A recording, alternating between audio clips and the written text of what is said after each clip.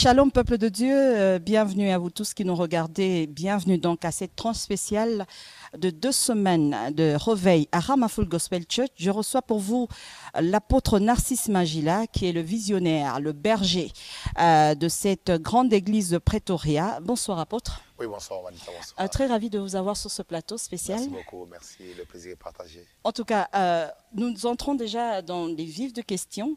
Nous aimerions savoir, généralement vous organisez des grandes manifestations. Oui. Aujourd'hui, avec ces 2 semaines de réveil, ici à Pretoria et partout en Afrique du Sud, quelle sera la différence avec d'autres événements qui ont déjà été effectués ou présentés?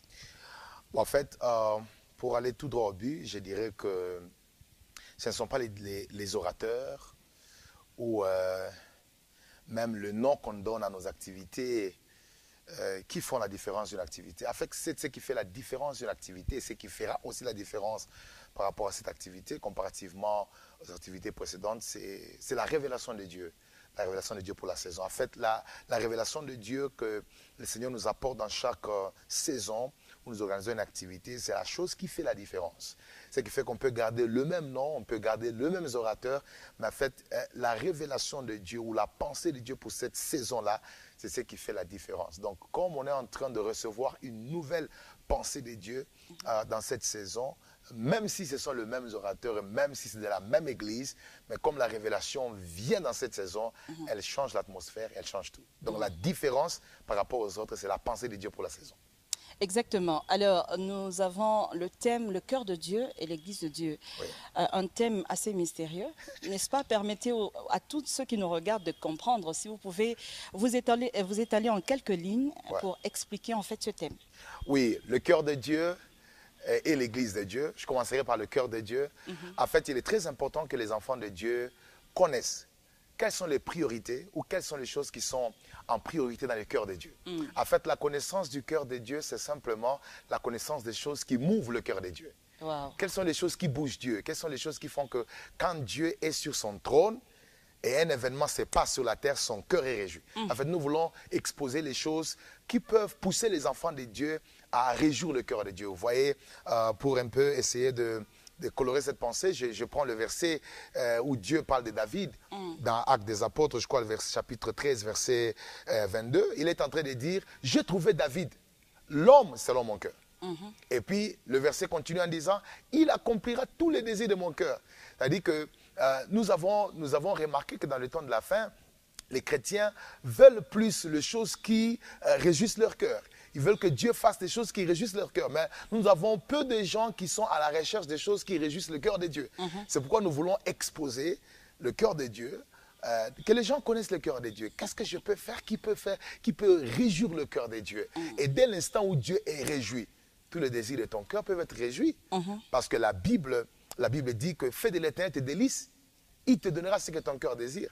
Or, dès l'instant où Dieu devient les délices de ton cœur, c'est-à-dire que tu commences à réjouir son cœur, il lui finira par aussi réjouir les désirs de ton cœur. Voilà ce que je peux dire sur le cœur de Dieu. Donc, on sera là pour exposer le cœur de Dieu et que le peuple de Dieu arrive à connaître les priorités du cœur de Dieu et qu'il soit aussi, que Dieu dise aussi pour nous que j'ai trouvé Rama, j'ai trouvé les filets de Pretoria, j'ai trouvé l'église. Selon mon cœur, vous voyez, qui va réjouir le cœur de Dieu. Puis, parlant de l'église de Dieu, vous voyez, quand vous lisez dans 1 Timothée chapitre 3, verset 14 à 15, c'est l'apôtre Paul qui écrit à Timothée, il dit, je t'écris ces choses avec l'espérance d'aller bientôt vers toi, mais afin que tu saches, si je tarde, comment il faut se conduire dans la maison de Dieu, qui est l'église du Dieu vivant, la colonne et l'appui de la vérité. C'est-à-dire, nous parlons du cœur de Dieu, mais nous voulons aussi parler de l'église de Dieu. Mais parlant de l'église de Dieu, nous sommes tellement scandalisés et choqués par les choses qui se passent dans l'église du temps de la fin. Et nous nous disons que ça, ce n'est pas l'église de Dieu. Donc, ce que nous voyons dans l'église du temps de la fin, les scandales, ce n'est pas ça l'église de Dieu. Et nous voulons que les hommes de Dieu que le Seigneur a pointés viennent nous dire quels sont les profils réels d'une église de Dieu. Vous voyez? Et dès l'instant où nous connaissons l'église de Dieu, en ce moment-là, nous saurons comment nous comporter dans cette église de Dieu et bénéficier de tous les avantages et de toutes les bénédictions qui sont liées à l'église qui est la colonne et l'appui de la vérité. Donc, chaque orateur aura son devoir, l'autre d'exposer le cœur de Dieu et l'autre d'exposer le profil de la véritable Église de Jésus-Christ. J'espère que vous qui nous suivez, vous comprenez que nous avons affaire à un enseignant de la parole de Dieu. Je n'aimerais pas qu'on puisse s'étaler un peu plus sur cette question parce qu'on risque de prendre beaucoup de temps. On va aller à l'intérieur. On va aller à l'intérieur. Et donc, c'est vrai que nous avons, vous avez, comme vous l'avez dit, il y aura 2 orateurs de marque qui seront là. Le pasteur Ken Luamba de Philadelphie, Kinshasa, et le patriarche, le bishop, n'est-ce pas, Jonas Magila, qui seront là. Et donc, je me dis déjà dans ma tête, je sais un peu voir qui est-ce qui va parler du cœur de Dieu et de l'Église de Dieu. Mais bon, ça sera. Donc, je vous prie vraiment d'être là, de vous connecter. Tu sais déjà voir qui peut parler du cœur de Dieu. Franchement, j'ai déjà la révélation. Voilà donc comment... alors, parlez-nous un peu, ce choix que vous avez porté sur les orateurs, c'est par rapport aux affinités ou à la révélation? Voilà, je sais que c'est une question vraiment pertinente et surtout quand vous parlez des affinités et tout. Je sais que le pasteur Ken, on a déjà beaucoup d'affinités, c'est vraiment un grand ami et puis le bishop c'est mon père. Donc quand vous parlez des affinités, je comprends de quoi est-ce que vous parlez. Mais en fait, je dirais que c'est vraiment par inspiration. C'est vraiment par inspiration. Et j'ai vraiment senti dans mon cœur que les personnes que Dieu voulait utiliser pour nous parler dans cette période, c'était vraiment ces deux hommes de Dieu. Mais aussi au-delà de l'inspiration, au-delà de la conviction que le Seigneur a produit en moi, il y a plusieurs choses aussi qui entrent en jeu lorsqu'un orateur est choisi. Et ça, nous ne devons pas vraiment les ignorer. En fait, quand je parle premièrement du patriarche, il a plus de 45 ans dans l'église. Voilà, ça fait plus de 45 ans qu'il est dans l'église. Donc, il est pasteur, ça va faire plus de 30 ans, ça fait plus de 40 ans qu'il est pasteur dans l'église. Et puis, au-delà de tout, il a engendré plusieurs églises à travers le monde. Et puis, il a connu les hauts et les bas dans son ministère en tant que pasteur. Et puis, après tout ce qu'il a connu comme chute, tragédie et autres, il s'est relevé. Et puis, il a fait les doubles de ce qu'il avait fait avant. Donc, il connaît l'Église. Donc, vous comprenez pourquoi je dis que je connais, j'ai un peu vu déjà qui allait parler de l'Église. Exactement. Il connaît l'Église. Et quand il parle de l'Église, il parlera sous plusieurs aspects. C'est-à-dire, je présume qu'il parlera par révélation, il parlera par expérience, il parlera par connaissance, il parlera par doctrine, il parlera pas seulement par doctrine, mais aussi il parlera d'une manière prophétique. Parce qu'il est en fait inspiré. Donc, c'est un choix, pas seulement par inspiration, mais aussi par connaissance et par aussi le profil qu'il nous présente en tant qu'un homme qui a beaucoup d'expérience par rapport au management de l'Église. Mais aussi parlant du pasteur Ken, c'est quelqu'un vraiment qui, depuis que je l'ai rencontré dans mon parcours, nous connaissons les types de prédicateurs, nous connaissons chaque prédicateur peut répondre à tel besoin de l'Église, mais je sens que lui, quand il parle, il est plus du côté de Dieu. Vous savez, il y a des prédications et des prédicateurs, quand ils vous prêchent, ils sont du côté du peuple. C'est-à-dire, ils parlent de ce que le peuple veut, ils parlent de ce que le peuple veut avoir, ce qui n'est pas mauvais. Parce que Dieu dit, recommande ton sort à l'Éternel, et place à nous toute ta confiance, et il agira. Donc, Dieu veut que son peuple aussi reçoive ce qu'il désire. Dieu veut ça. Mais je sens, quand le pasteur Ken prêche, c'est comme s'il parle de ce que Dieu veut que le peuple connaisse. Alors, quand on parle du cœur de Dieu, il est vraiment important de savoir quelles sont les choses qui sont dans l'intérieur du cœur de Dieu et que le peuple arrive sérieusement à les connaître pour parvenir à réjouir le cœur de Dieu. Et ça a toujours été son profil. C'est le profil du pasteur Ken. Donc, c'est quelqu'un qui parle vraiment des sentiments de Dieu. Il parle de ce que Dieu veut. Et parfois, vous aurez l'impression que, ah, mais maintenant moi, donc devant Dieu, je n'ai rien. Vous voyez, mais cependant, lui veut vous révéler le cœur de Dieu. Il veut vous dire ce que Dieu veut pour vous et ce que Dieu attend de vous. Donc, et ça, c'est pasteur Ken. Donc, en dehors de tout ce que vous connaissez, en dehors de la révélation, en dehors des affinités, voilà, ce sont ces profils importants dont nous voulons être bénéficiaires dans cette période. Alors, pendant cette saison, le peuple de Dieu va bénéficier. Comment est-ce qu'ils peuvent maximiser dans cette période de jeûne et prière? En fait, c'est une période de jeûne et prière Oui, aussi. c'est une période de jeûne et prière. Donc, en général, mercredi, jeudi, vendredi, voilà, dimanche sera ouvert. En fait, parlant de comment le peuple doit vraiment maximiser cette période, la première des choses, c'est la disponibilité. C'est-à-dire, le peuple doit être là. Il faut être là où l'action de Dieu s'est faite parce que Dieu est un Dieu d'adresse.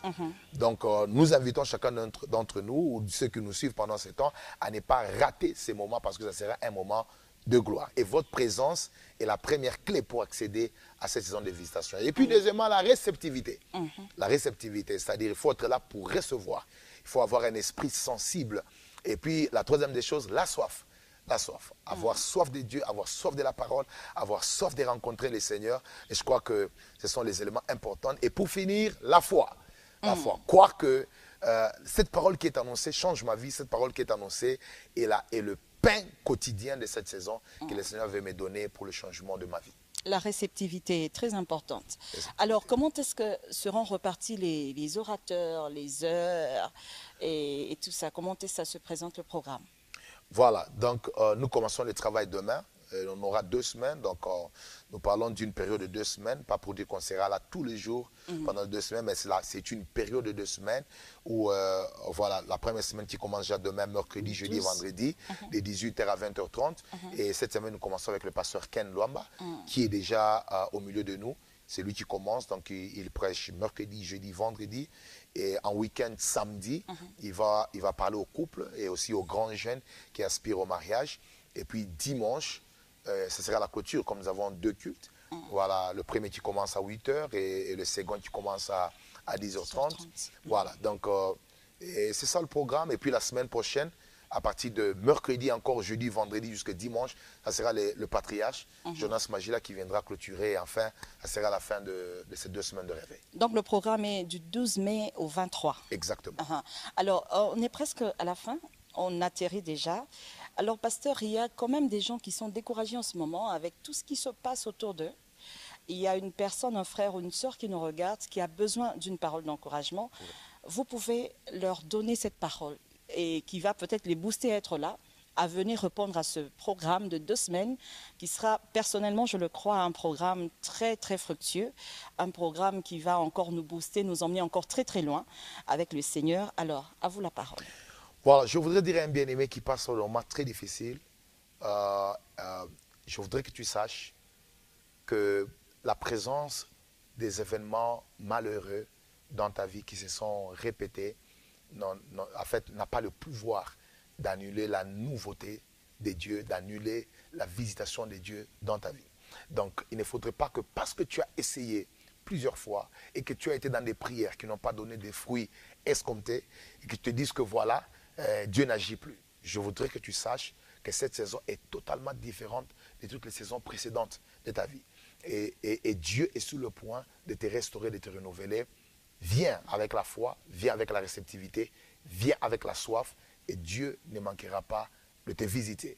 Et je te promets que par la grâce du Seigneur, si tu rencontrais Dieu au travers de ses serviteurs qu'il a envoyés dans cette saison, une chose restera marquée dans ton esprit que tu n'oublieras jamais dans cette saison. Vraiment, je t'attends et la grâce de Dieu va te visiter puissamment.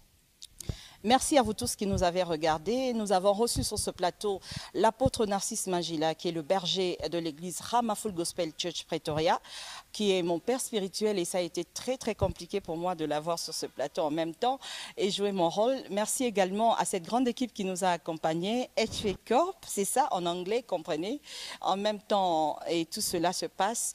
Merci à vous tous et je crois que vous ne serez pas déçus. Le Seigneur vous attend à ce grand rendez-vous. Vous allez le rencontrer, alors bienvenue.